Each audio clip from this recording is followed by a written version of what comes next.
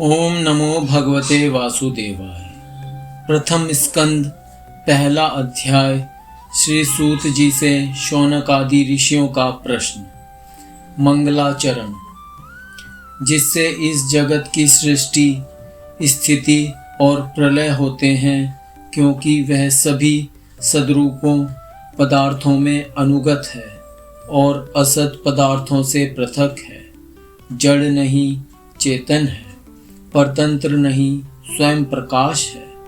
जो ब्रह्मा अथवा हिरण्यगर्भ नहीं, प्रत्युत उन्हें अपने संकल्प से ही जिसने उस वेद ज्ञान का दान किया है, जिसके संबंध में बड़े बड़े विद्वान भी मोहित हो जाते हैं, जैसे तेजोमय सूर्य रश्मियों में, जल का जल में, स्थल का और स्थल में जल का भ्रम में होता है, वैसे ही जिसमें यह त्रिगुणमयी जागृत स्वप्न सुषुप्ति रूपा सृष्टि मिथ्या होने पर भी अधिष्ठान सत्ता से सत्यवत प्रतीत हो रही है, उस अपनी स्वयं प्रकाश ज्योति से सर्वदा और सर्वथा माया और माया कार्य से पूर्णतः मुक्त रहने वाले परम सत्य रूप परमात्मा का हम ध्यान करते हैं।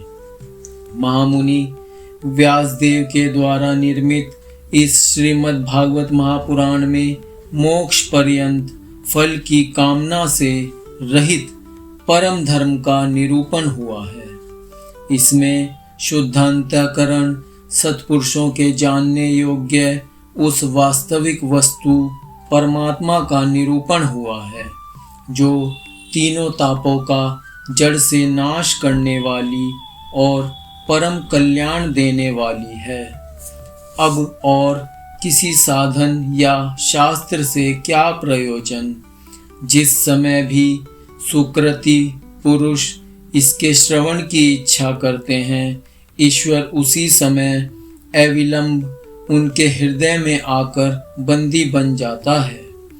रस के मर्मज्ञ भक्तजन यह श्रीमद् भागवत वेद रूप कल्प वृक्ष का पका हुआ फल है। श्री शिव सुखदेव रूप तोते के मुख का संबंध हो जाने से यह परमानंदमयी सुधा से परिपूर्ण हो गया है। इस फल में छिलका, गुठली आदि त्याज्य अंश तनिक भी नहीं है। यह मूर्तिमान रस है। जब तक शरीर में चेतना रहे, तब तक इस दिव्य भगवत रस का निरंतर बार बार पान करते रहो। यह पृथ्वी पर ही सुलभ है। कथा प्रारंभ।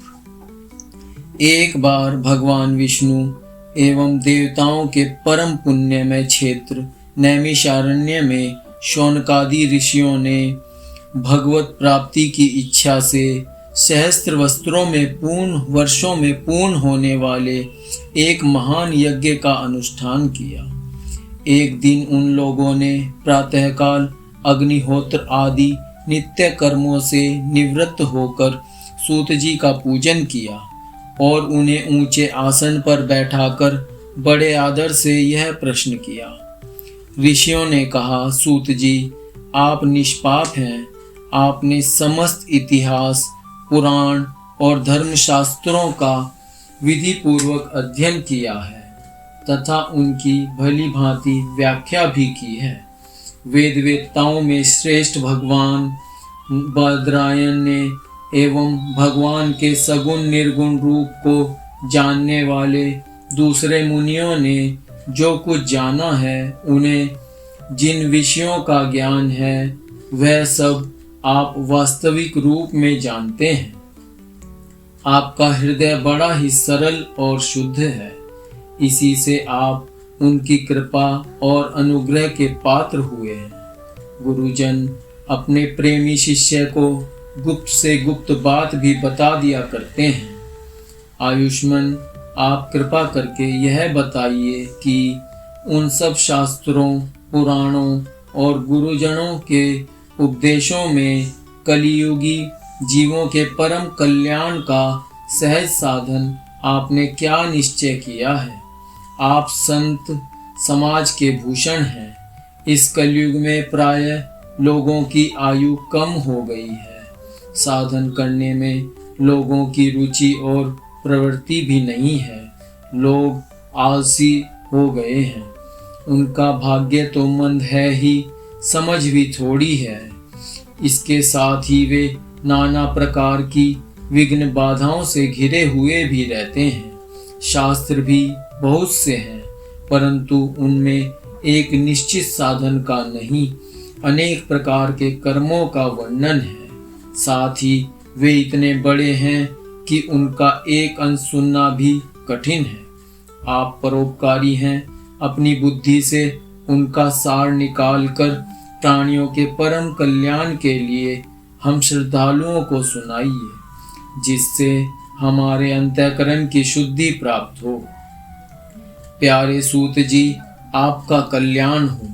आप तो जानते ही हैं कि यदुवंशियों के रक्षक भक्तवत्सल भगवान श्री कृष्ण वसुदेव की धर्मपत्नी देवकी के गर्भ से क्या करने की इच्छा से अवतीर्ण हुए थे, हम उसे सुनना चाहते हैं। आप कृपा करके हमारे लिए उसका वर्णन कीजिए, क्योंकि भगवान का अवतार जीवों के परम कल्याण और उनकी भगवत प्रेममयी समृद्धि के लिए ही होता है। यह जीव जन्म मृत्यु के घोर चक्र में पड़ा हुआ है। इस स्थिति में भी यदि वह कभी भगवान के मंगलमय नाम का उच्चारण कर ले तो उसी क्षण उससे मुक्त हो जाए, क्योंकि स्वयं भय भी भगवान से डरता रहता है। सूत जी, परम विरक्त और परम शांत मुनिजन भगवान के श्री चरणों की शरण में ही रहते हैं। अतएव उनके स्पर्श मात्र से संसार के जीव तुरंत पवित्र हो जाते हैं। इधर गंगा जी के जल का बहुत दिनों तक सेवन किया जाए तब कहीं पवित्रता प्राप्त होती है।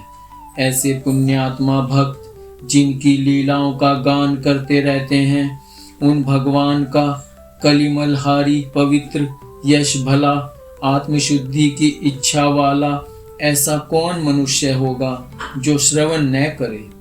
वे लीला से ही अवतार धारण करते हैं। नारदादि महात्माओं ने उनके उद्धार कर्मों का गान किया है।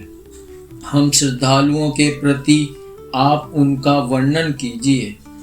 बुद्धिमान सूत जी, सर्वसमर्थ प्रभु अपनी योग माया से स्वच्छंद लीला करते हैं। आप उन श्री हरि की मंगलमयी अवतार कथाओं का अब वर्णन कीजिए। पुण्य कीर्ति भगवान की लीला सुनने से हमें कभी भी तृप्ति नहीं हो सकती, क्योंकि रसज्ञ श्रोताओं को पद पद पर भगवान की लीलाओं में नए नए रस का अनुभव होता है। भगवान श्री कृष्ण अपने को छिपाए हुए थे।